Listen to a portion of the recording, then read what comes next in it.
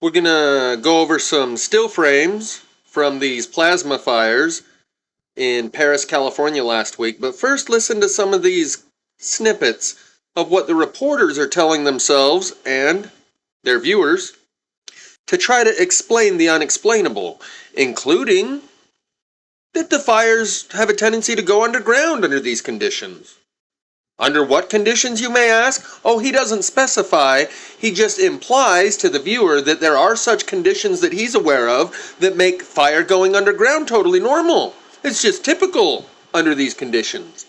They also note how many fires popped up simultaneously around the area that day. 3 different reporters talk about the multiple fires that sprang up simultaneously, maybe 4 of them. They also talk about how the cars burn real hot and fast, the cars that are parked alongside of the road, and they make mention about, that's weird that those trees aren't on fire right next to that burning house. And it's only 75 degrees. They mention that it's their first day of sunshine in a long time and that it's not fire season yet.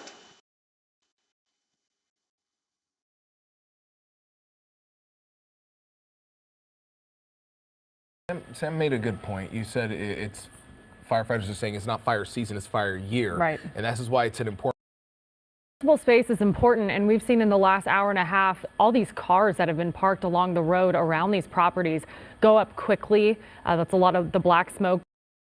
It's what you're talking about earlier, where we're seeing really the cars that were burning so hot and so quickly that a lot of those embers that were moving, I mean, even though it was 10. Back in Riverside County, they had 9 brush fires, 2 structure fires, and 3 car fires on what was just the first hot day in a stretch of many.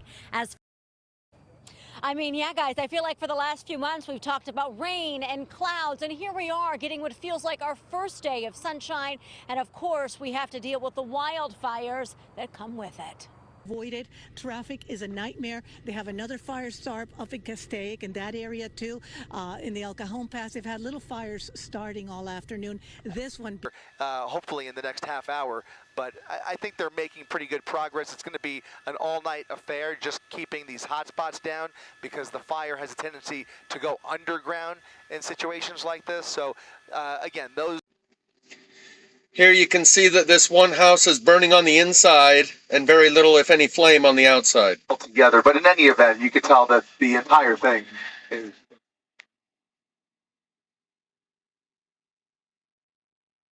Where's the flames on the outside? You can see it's burning on the inside. It's burning from the inside out. There's smoke from one end to the other coming out from the inside, but only a little bit of flame there on the front. Notice the flame that you see on the outside of the house here on the corner is coming from inside. There is no flame going from the outside in, only from the inside out. Right there on the corner, the top corner of the house, you see flame. That isn't where it caught fire on the outside and burned its way in. That's where it's on fire on the inside, burning its way out. Those flames are coming from inside the house. Yet the outside of the house and everything around it's pretty untouched.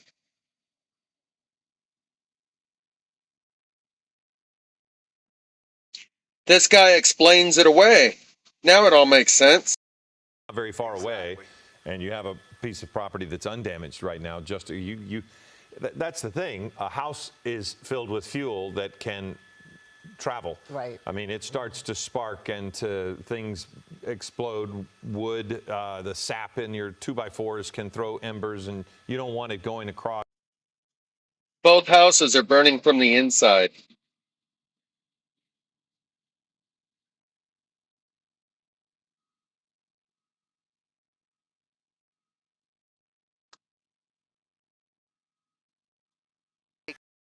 That area that you're looking at right in the center, it seems as if there's a lot of rock there as well. Is that more sparsely vegetated? It seems that might help as well. Yeah, this is not an area that's ripe for a good burn. I mean, there's a lot of grass and a lot of rocky terrain, so the fire kind of jumped around and then you know, kind of went in its own different direction, which I still am not clear. It could be as simple as maybe a shift in the wind since the fire started that's kind of led the fire in different directions. But in any event, He's trying to explain why the fire seems to go in directions other than the direction the wind is going. Oh, well, maybe it's just as simple as a shift in the wind that made the fire go all these different directions. Well, then you would have seen the smoke change directions too. But you haven't. The smoke's been going the same direction all afternoon long. But the fire is not going the same direction as the smoke because it does not move with the wind as normal fires do. I'll show you many examples of this in a future video. you can see it's still kind of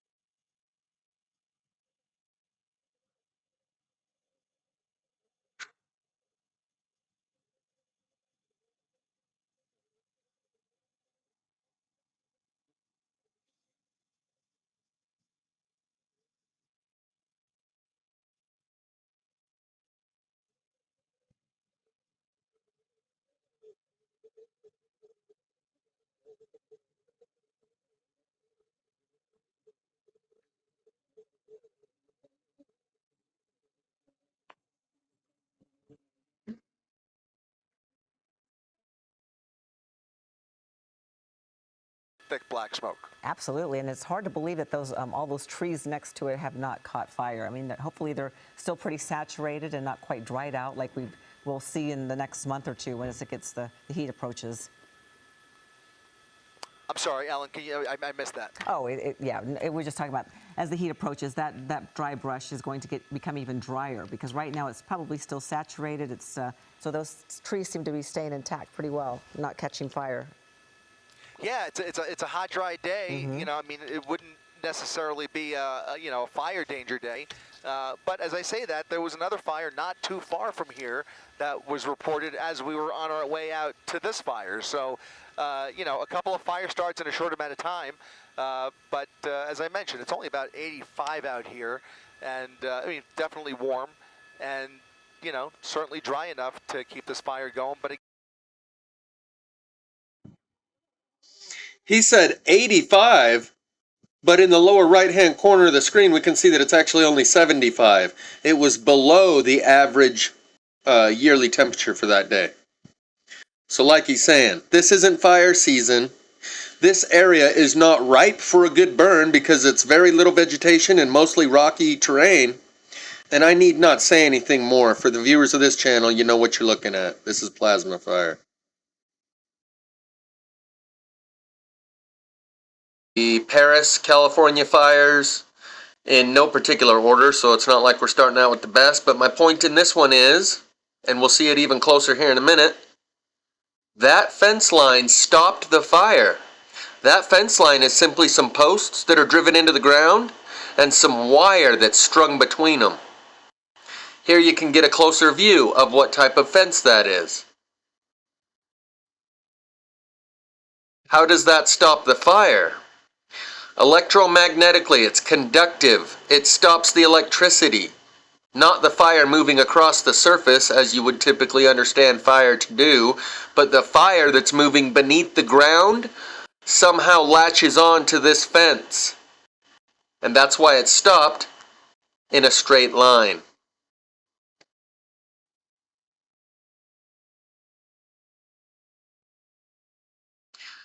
This one's an interesting one. These two cars on the lower right are plasma fired, melted glass, melted rims, that type stuff. But this old beater right here seemed to cast a shadow on the ground of unburned area, the exact size and shape of the car, almost like a hot light was coming from up and to the right, casting a shadow. If the sun is at 2 o'clock compared to, let's just draw it like this. It's like a light is shining down right here, and the car therefore casts a shadow right here. We'll see that car a little bit more and see that same shadow electromagnetic energy shadow, plasma shadow, on the ground here in a minute. But this one, this is a classic. Do you see what's wrong with this picture? I'm going to let it marinate for a minute. Just point it out for me. Point out what's obviously an anomaly here in this picture. Okay, I won't leave it lingering for too long. The freaking weeds that are sticking up out of the black scorched ground. All of those that are still standing vertical 10, 12, 14 inches with dry green vegetation on them. All of these weeds sticking up out of the ground.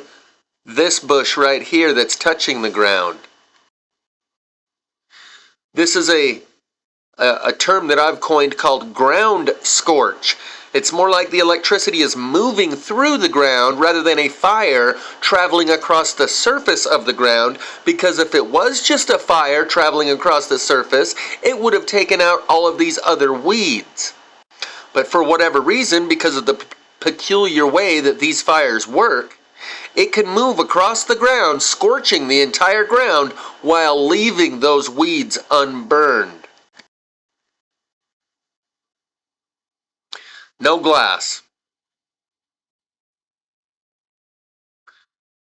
Not shattered. Again, no door handles. That's typical in plasma fires. Showing you here all the fires that popped up around the area, and that's not all of them. One lady said there was like a bunch, like 9 grass fires, 3 structure fires, and 2 car fires or something like that. There's so many of them that pop up in one area all at one time. They call it the complex, the campfire complex, the Perris, California, not Paris, Paradise, California fire complex. They refer to these as fire complexes because they're referring to anywhere from, there's like, I'll include a link in the description put out today by Jamie Lee of aplanetruth where he cites the exact number. It was like on the day of the Paradise, California fires, there was around 100 fires that started, and they only explained how 7 of them started. So they refer to these as fire complexes because they all start simultaneously in the same general area. Not sure what exactly I was pointing out on this one, but you can see this straight line. That might have been my purpose in taking that screenshot, was the fence. How can a wooden fence post with some wire strung across it stop a fire? Because somehow it interacts with the electromagnetic properties of the fire. Notice these square areas, the cutouts of the fire. One there, and a straight line going out over there. These are people's property lines where they have put a fence. Those fences stop the fire. That is why the fire line literally follows the fence line. Oh, hold on.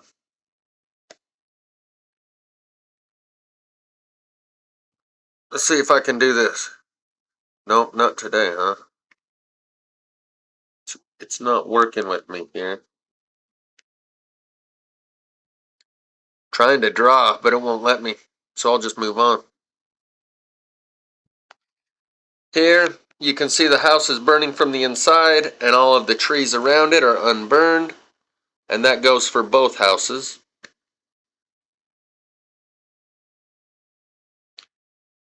Probably just another look at the same thing. But what is the white? Why are these trees covered in a white powder? Jamie Lee of aplanetruth discusses that. That was the case after the Paradise fires. Everything was covered with a white powder. Jamie Lee put out a video today, an interview with a guy where they're discussing the Paradise fires. It's an over 2-hour long video. I will link it in the description for those who are interested. Again, notice these weeds in the foreground. sticking up out of the black scorched ground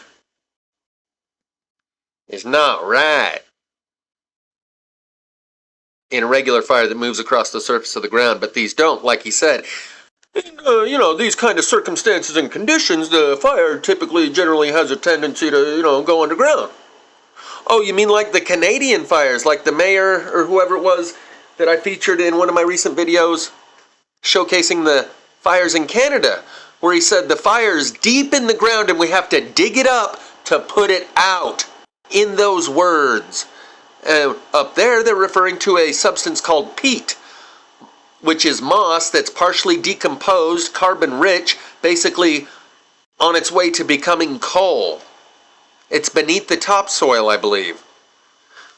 But like in Canada, where he said these fires are digging deep into the ground and we have to dig them up to extinguish them, so it is that this reporter has just normalized it in this California fire, saying, oh yeah, that's typical. In these conditions, it's typical for, fires to have a tendency to go underground. Oh, and the viewer says, well, he said under these conditions, so certainly he must know of whatever conditions exist that make that normal.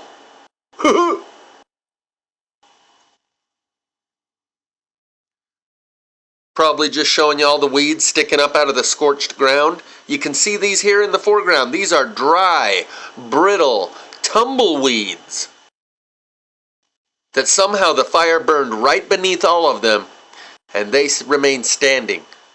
Somehow they don't draw the electricity, and the electromagnetic filament moving through the ground manages to leave them standing while scorching the ground as it moves beneath them.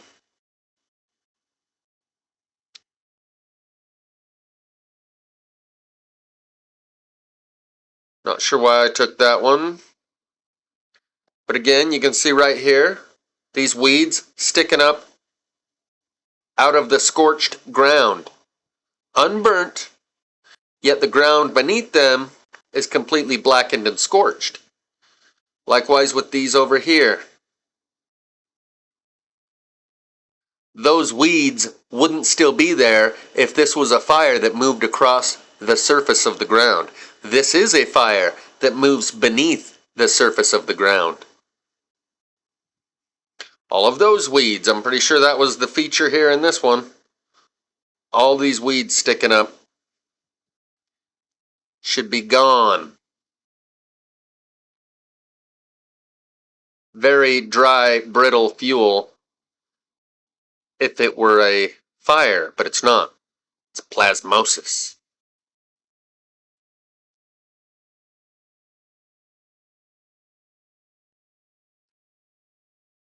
Probably just showing you how intensely the house burned without any of the foliage around it burning. All there is ground scorch. All of the major foliage, the trees, unburned.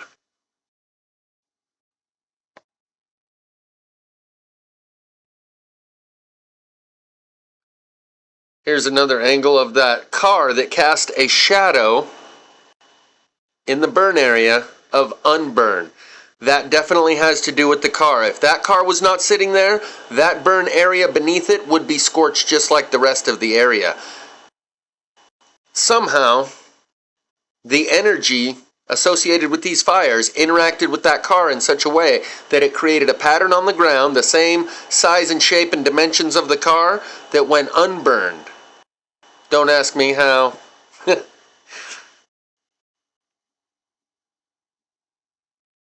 Beyond crazy.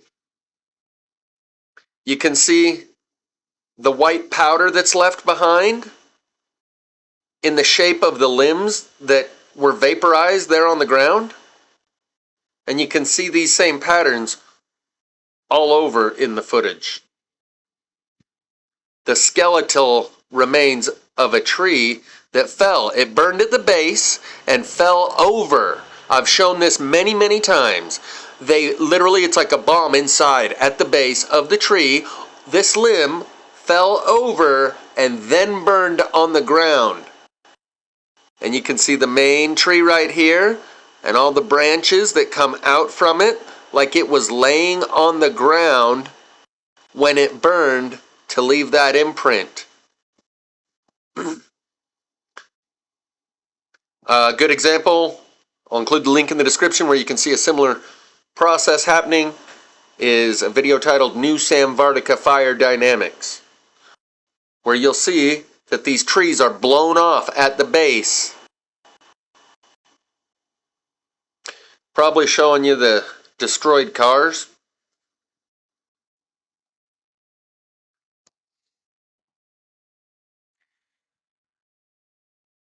I'll just quickly go through the rest of this because, well, to be honest, there's so many plasma fires happening all over. When half of Canada is on fire and half of the US, the eastern half of the US, is immersed in smoke so much no one can breathe, I think the plasma fire awareness campaign has failed. And it's no longer even appropriate to go over each one, pointing out, showing and telling. It's an exercise in futility and redundancy. If the people do not see it now, they never will. To continue doing the same thing over and over and expecting a different result is one definition of insanity, and I don't want to participate in that behavior. So there's a good chance that I won't be doing this too much more. Maybe I'll just point out, hey, there was a plasma fire here, there was a plasma fire there.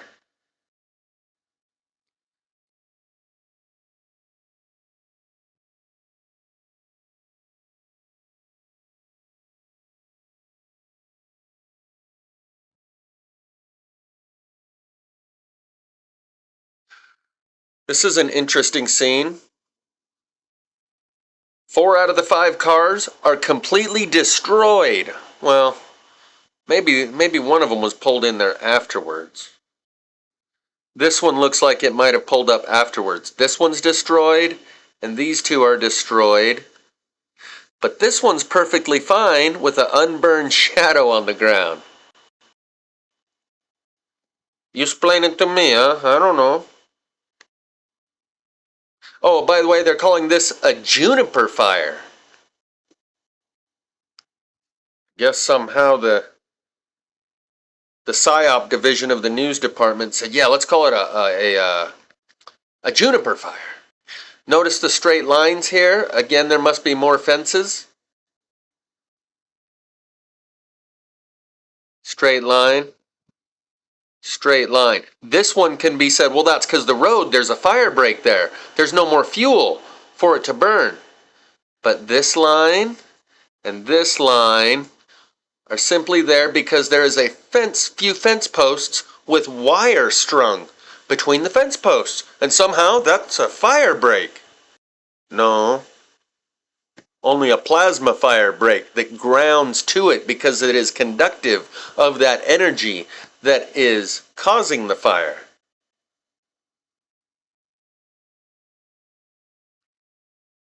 So I'm going to just buzz through these, see if there's anything else I recognize. I just took a whole bunch of screenshots. I'm not sure if there's even anything more to show, other than the houses are burned to the ground and all the trees around them are still standing. Which is what she made note of. She's like, oh, it's because the trees are still moist and we're still very early. And see, they use the moisture thing as a double-edged sword. If we didn't get much rain during the winter, oh, everything's dried out. That's why it's catching fire. If we did get a lot of rain during the winter, oh, there was a bunch of green growth, and that's why there's so much fuel out there, and that's why we're having all the fires. Whether it's dry or whether it's wet, they'll explain it away. That's a form of denial and cognitive dissonance kicking in to comfort themselves. It's self-soothing. And they instinctively do this shit. Live, on the fly, in the moment, they'll come up with an explanation to normalize it. Because it is self-soothing, it is a coping mechanism, and they are there, a professional coping mechanism dispenser. They are a copium dispenser for the public. So they are trained to naturally explain these things away, normalize it, minimize it so everyone can forget about it and go on with their day.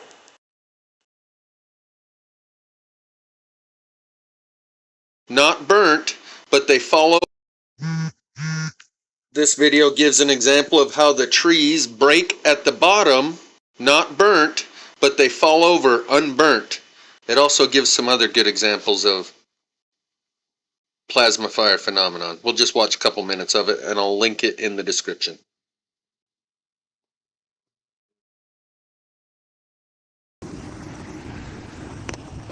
Come out here and doing some plasma hunting with my new buddy Sean and Shane. And I'm going to show you how the roots are vaporized. I've never actually pointed it out directly in a video before, but this tree right here, that's the whole base of it from right here. And you can see where the roots were.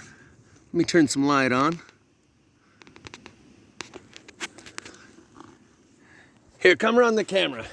Oh, yeah. I'm gonna stick my hand back in there and show them. These are once roots of this whole tree, where the roots are vaporized and missing, completely disappeared all the way back into the ground.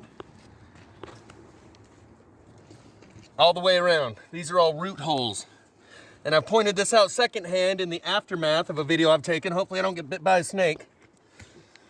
But that's what those are, is missing roots, because the tree that was this big around, and it still has leaves left on the end. So it's highly burned here, completely blown out there, with the roots vaporized from the electricity that comes from the ground up. Yet right here, the wood is unburned, and right here, the unburned foliage.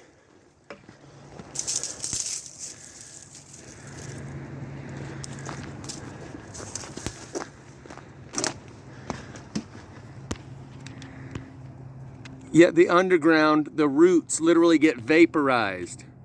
There's not even ash in there where they once were. Because I think it's so hot, it reduces it to the minerals that are left. Like this red spot on the ground, that's like the iron. Sometimes you'll see the shape of a tree branch on the ground in this red dust, like it reduces the tree to the minerals. Not even ash, just the minerals that remain. That's all I want to show you here, is that these roots vaporized. There we go, there's a good shot of the root holes where the roots once were. There was a good shot. There we go.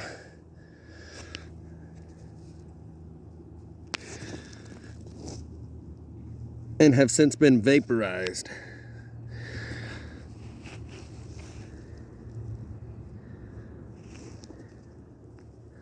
There might be a little ash in there. Very little.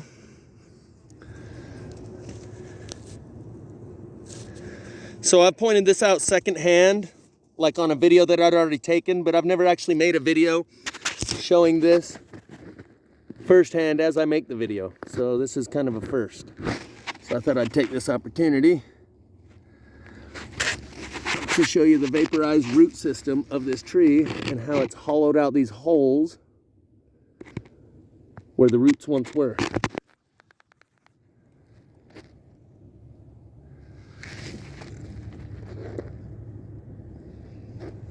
Yeah.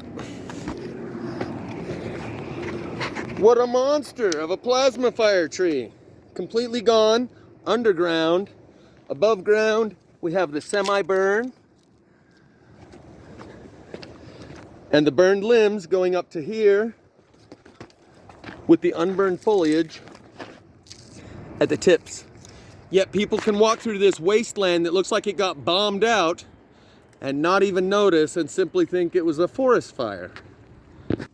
And this burn pattern on this tree, see the difference between how burned it is at the bottom and all of the unburned still having leaves at the top. And this part of the tree has come down, all highly burned at the center. Fire don't do that. Hollowed out on the inside, just like that tree that we looked at where the roots were missing. This was all part of the inside of the tree.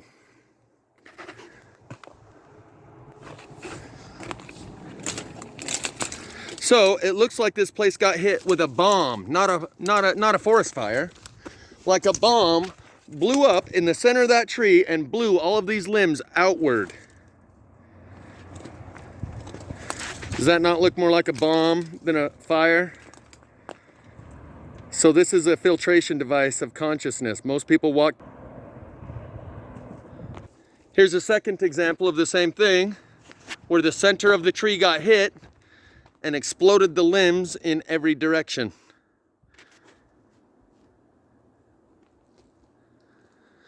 Again, still with foliage, so you know it wasn't flames. And that's where the roots were on this one. I could stick my hand in clear up to my elbow. That actually might be where a branch protruded, so that doesn't quite count as a root burn. But either way, yeah. It's definitely got the same pattern as this other one where it's burnt at the bottom and looks more like a bomb exploded at the center of the tree, blowing all the branches outward, leaving the leaves on the ends.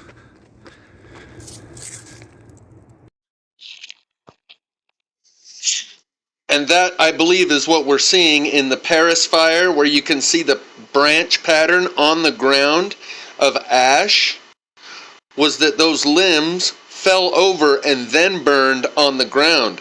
If they burned while they were standing, the ash would fall in a pile.